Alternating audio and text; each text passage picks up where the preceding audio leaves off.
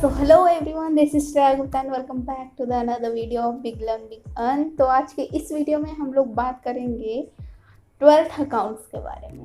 कौन कौन से चैप्टर्स आएंगे। टोटल इसमें 10 चैप्टर्स है। इस वीडियो में ये पार्ट 1 है। इसमें हम लोग 5 चैप्टर कंप्लीट करेंगे। कौन कौन से टॉपिक्स हम लोग को पढ़ने पड़ेंगे, पूरा ओवरव्यू रहेगा। ये मैं क्यों कर रही हूँ, मेरे को पता है। जब मैं 12th में 11th में भी थी, जब चैप्टर का पूरा ओवरव्यू पता चल रहा था, कौन कौन से टॉपिक पढ़ना रहता है, तो पढ़ने में ज़्यादा मज़ा आता है। इसलिए मैंने ये वीडियो बनाया है जिसमें मैंने हर एक चैप्टर के टॉपिक कौन कौन से पढ़ने हैं वो सब पूरा बताऊंगी।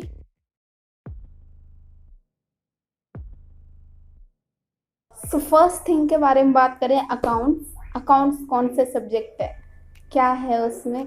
तो 11th में हम लोग ने सोल ट्रेडिंग के बारे में पढ़ा है। अगर 12th स्टैंडर्ड के स्टूडेंट्स देख रहे हो तो you already know that 11th में हमने टोटली क्या बैलेंस शीट बनाना है, प्रॉफिट एंड लॉस फाइंड करना है, जो भी था, जो भी कुछ टॉपिक्स थे, सब सोल ट्रेडिंग के बारे में थे। बट 12th में हमारा नेक्स्ट लेवल है पार्टनरशिप फर्म। इसमें हम लोग पार्टनर्स के बेसिस पे पूरा अकाउंटिंग मैनेज करेंगे। सो फर्स्ट चैप्टर है इंट्रोडक्शन टू पार्टनरशिप फर्म और सेकंड है एनपीओ, जो है नॉन प्रॉफिट ऑर्गेनाइजेशन, जो ऑर्गेनाइजेशन प्रॉफिट के लिए काम नहीं करती, वो आएगा सेकंड चैप्टर में। उसका अकाउंट कैसे मैनेज करते हैं वो सब उसमें रहेगा। और थर्ड चैप्टर होता है रिकॉन्स्टिट्यूशन ऑफ पार्टनरशिप। अब इसके 3 पार्ट्स हैं, चैप्टर वाइज पार्ट्स हैं, बट मेन नेम है रिकॉन्स्टिट्यूशन ऑफ पार्टनरशिप, जिसमें हम लोग पढ़ेंगे एडमिशन के बारे में, रिटायरमेंट और डेथ ऑफ पार्टनर। ये 3 टॉपिक्स इसमें रहेंगे। तो ये 5 लेसन है जो इस वीडियो में हम लोग कवर करेंगे। सो फर्स्ट चैप्टर की बात करें, इंट्रोडक्शन टू पार्टनरशिप फर्म। मतलब इंट्रोडक्शन करें, पार्टनरशिप क्या होता है, क्या मीनिंग है, वो सब के टॉपिक्स की बात करें। पहला हम लोग सीखेंगे इसमें मीनिंग, उसके बाद इसके फीचर्स भी हम लोग देखेंगे, और कौन कौन से एक्ट, जैसे पार्टनरशिप एक्ट जो है 1932 है, वो रजिस्ट्रेशन कराना पड़ता है। पार्टनरशिप बिजनेस स्टार्ट करने के लिए रजिस्ट्रेशन कराना पड़ता है, तो वो भी हमें पढ़ेंगे इस चैप्टर में। और पार्टनरशिप डीड क्या होता है। अब डीड का मतलब मैं बता दूं, पार्टनर अगर कोई बिजनेस स्टार्ट करते हैं तो शर्त जो रखते हैं ना, शर्त नहीं बोल सकते, मतलब रूल्स एंड रेगुलेशन, ये फिक्स है, ये चेंज होने वाला नहीं है। कुछ एग्रीमेंट होता है, पेपर फॉर्म में रहता है, उसको हम लोग पार्टनरशिप डीड बोलते हैं। और provision absence of partnership deed, अगर डीड नहीं बना तो उसके प्रोविजंस क्या क्या होंगे वो पढ़ेंगे। कैपिटल अकाउंट मेंटेन करेंगे। कैपिटल अकाउंट ये हमें पार्टनरशिप के आगे जितने भी चैप्टर्स हैं सब में रहेगा, बट सोल ट्रेडिंग में नहीं रहेगा, क्योंकि वहाँ पे एक ही पार्टनर रहता है जो कैपिटल और घर के और बिजनेस दोनों एक रहते हैं, दोनों डिफरेंट नहीं रहते। इसमें भी सेम ही होता है, बट यहाँ पे पार्टनर कैपिटल लेके आता है, वो रहेगा इसमें।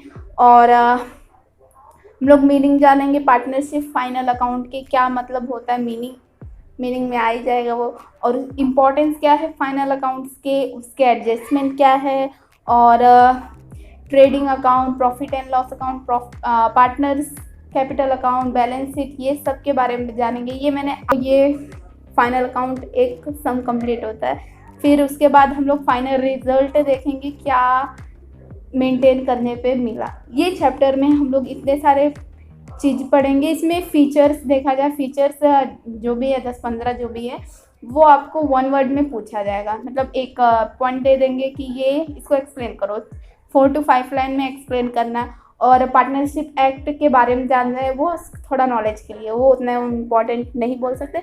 बट पार्टनरशिप डीड ये भी हमें शॉर्ट नोट्स में आ सकता है। और प्रोविजंस पढ़ने के लिए, थोड़ा नॉलेज के लिए। मेंटेन कैपिटल अकाउंट जो टोटली न्यू है, जो 11th में पढ़े वो लोग के लिए तो न्यू रहेगा ही।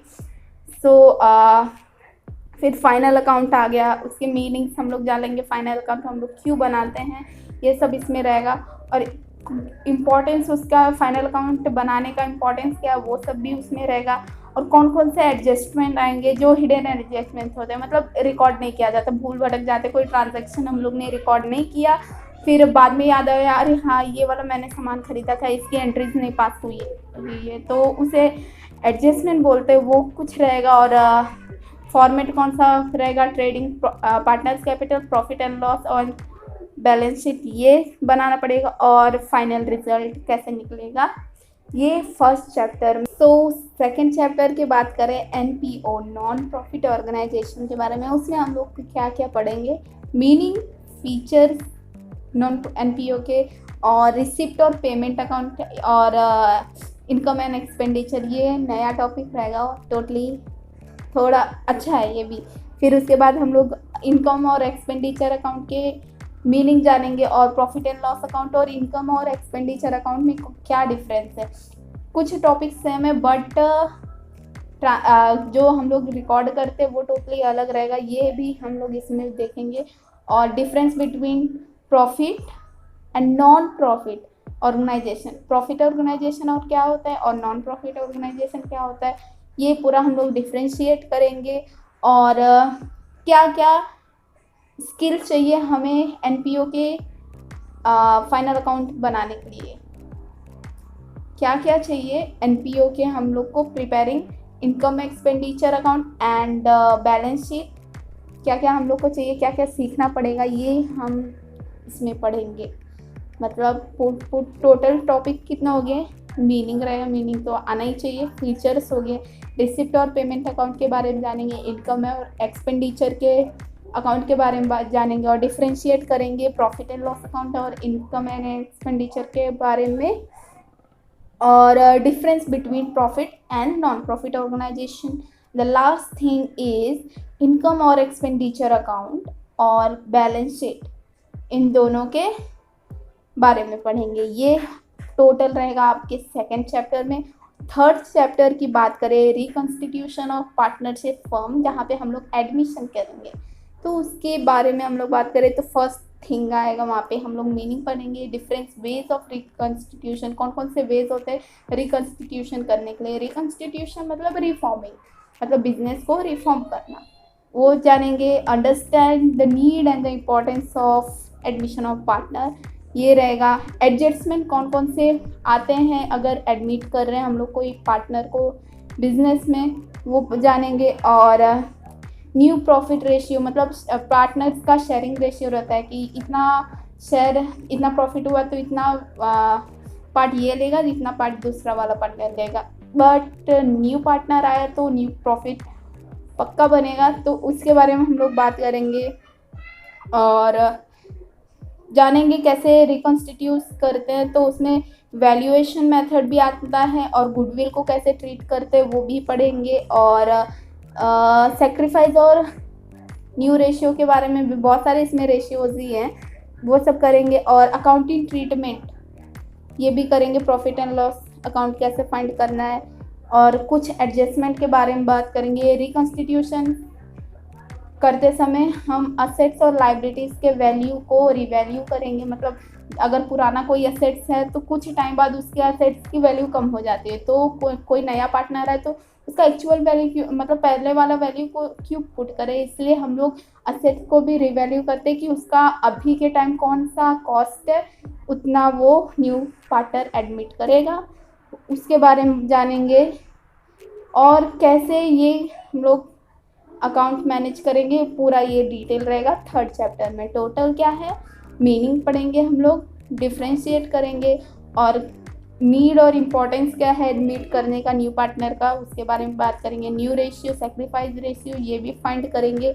और कौन कौन से मेथड होते हैं इसके लिए, valuation method, treatment of goodwill and इसके अलावा हम लोग प्रॉफिट एंड लॉस कितना फाइंड हुआ वो भी फाइंड करेंगे, और कुछ एडजस्टमेंट रहेगा, और रिवैल्यू करेंगे असेट्स और लाइबिलिटीज़ को। ये हो गया हमारा थर्ड लेसन में। सो फोर्थ टॉपिक के बारे में बात करें, वो है रिटायरमेंट ऑफ पार्टनर, मतलब पार्टनर से कोई भी प्रॉब्लम के कारण एक पार्टनर रिटायर हो रहा है, मतलब वो बिजनेस छोड़ के जा रहा है, तो उसके लिए हम लोग को क्या क्या करना पड़ेगा, तो उसका पहले हम लोग टॉपिक्स देख लेते हैं। मीनिंग पढ़ेंगे रिटायरमेंट ऑफ पार्टनर के, मीनिंग पढ़ेंगे, क्यों, नीड क्या हुई, क्या ज़रूरत हुई कोई पार्टनर को बिजनेस छोड़ने के बारे में, वो भी पढ़ेंगे। फिर फिर से रेशियो यहाँ पे आ जाएगा, वहाँ पे भी हम लोग का न्यू रेशियो आएगा, क्योंकि पार्टनर जा रहा है तो दो जो पार्टनर बचे या फिर जितने भी पार्टनर बचे उन लोग का न्यू रेशियो आ जाएगा, तो उसके बारे में बात करेंगे। और ओल्ड रेशियो वो भी इसका यूज़ रहेगा। सेक्रीफाइस रेशियो, 3 रेशियो तो फाइंड ही करने पड़ते हैं यहाँ पे। फिर गुडविल को ट्रीटमेंट करेंगे, मतलब पहले से कोई बिजनेस चल रहा है तो उसका गुडविल बन जाता है बिजनेस सोसाइटी में, तो उसका वैल्यू क्या है उसको एक दूसरे को बांटेंगे, मतलब ट्रीटमेंट करेंगे गुडविल का भी। फिर कितने प्रॉफिट और लॉस हुए हैं अभी तक, जब रिटायरमेंट हो रहा है पार्टनर का उस टाइम पे कितने प्रॉफिट हुए हैं कितने लॉस हुए हैं एक दूसरे को शेयर करेंगे, वो भी रहेगा। फिर रिवैल्यू करेंगे एसेट्स और लायबिलिटीज़ को। फिर एडजस्टमेंट करेंगे, अगर पार्टनर जा रहा है तो उसके भी एडजस्टमेंट्स होते हैं, कैपिटल मतलब कैपिटल रेशियो में ऐसे बांटते, वो भी रहेगा। फिर फाइनल कितना वैल्यू आया वो रिटायर्ड पार्टनर को हम लोग पेमेंट करेंगे। मतलब इसमें भी ये तीनों एडमिशन, डेथ और रिटायरमेंट, ये तीनों टॉपिक थोड़ा थोड़ा डिफरेंस है, नहीं तो बहुत सारे मेथड सेम ही है। तो इसमें हम लोग ने क्या देखा, मीनिंग पढ़ेंगे, नीड क्या हुई, और रेशियोज बहुत सारे फाइंड करेंगे यहाँ पे, ओल्ड, सेक्रीफाइस, न्यू, तीनों रेशियो फाइंड करेंगे कंडीशन के हिसाब से। और गुडविल को ट्रीटमेंट करेंगे। रिजर्व्स, मतलब पहले से कोई पार्टनर रिजर्व से किया है बिजनेस के रिलेटेड तो उसको भी हम लोग ट्रीट करेंगे, मतलब रिजर्व किया है तो तीनों पार्टनर में डिस्ट्रीब्यूट हो जाएगा, ऐसा रहेगा उसमें। फिर कितने प्रॉफिट और लॉस हुए हैं करेंट टाइम में वो भी डिस्ट्रीब्यूट करेंगे। फिर रिवैल्यूएट करेंगे असेट्स और लायबिलिटीज़ को। फिर उसके एडजस्टमेंट भी हम लोग देखेंगे। फिर फाइनल पेमेंट करेंगे रिटायर्ड पार्टनर को। और next 5th chapter, last chapter नहीं, इस वीडियो का लास्ट टॉपिक, मतलब डेथ ऑफ पार्टनर। इसमें हम लोग ने क्या देखेंगे, यहाँ पे भी मीनिंग, रिटायरमेंट, जो हम लोग रिटायरमेंट में मीनिंग और नीड क्या हुई वैसा ही कुछ रहेगा। यहाँ पे भी मीनिंग क्या, डेथ तो नीड पड़ता ही नहीं, अचानक से कोई मर जाता है तो वो है। तो डायरेक्ट इसमें टॉपिक आ जाता है कि रेशियोज फाइंड करने का, कैलकुलेट करेंगे प्रॉफिट शेयरिंग रेशियो कि अभी तक कितना प्रॉफिट हुआ है तो आसपास में उसको शेयर करेंगे। और ट्रीटमेंट ऑफ गुडविल को ट्रीट करेंगे, मतलब अभी तक तो जितना गुडविल है उसका वैल्यू उसको क्या देना है वो भी दे देंगे। और हम लोग कैलकुलेट करेंगे अगर पार्टनर एग्जीक्यूटर, मतलब पार्टनर चला गया तो उसके फैमिली मेम्बर को कितना अमाउंट देना है पार्टनर बिजनेस से, तो वो भी कैलकुलेट करेंगे और सेटल करेंगे एग्जीक्यूटर अकाउंट को। मतलब एग्जीक्यूटर को हम लोग को पैसा देना पड़ेगा तो बैंक से देना पड़ेगा ना, तो वो उसको भी सेटलमेंट रहेगा। इसमें ज़्यादा टॉपिक नहीं, इसमें डायरेक्ट आ जाता है आपका रेशियो कैलकुलेट करना और प्रॉफिट शेयरिंग रेशियो, फिर गुडविल और कैसे कैलकुलेट करें एग्जीक्यूटर अकाउंट को, फिर सेटल कर देते हैं एग्जीक्यूटर अकाउंट। मतलब ये कुछ टॉपिक्स हो गए, ये डेथ ऑफ पार्टनर। तो इस वीडियो में हम लोग ने 5 चैप्टर के बारे में बात कर लिया पूरा। आने वाले चैप्टर्स में हम लोग देखेंगे dissolution of firm, bills of exchange, issue of shares हो जाएगा, फाइनेंशियल एनालिसिस और कंप्यूटर अकाउंटिंग जो टैली रहेगा। ये कुछ टॉपिक्स हैं जो हम लोग आने वाले चैप्टर में बात करेंगे।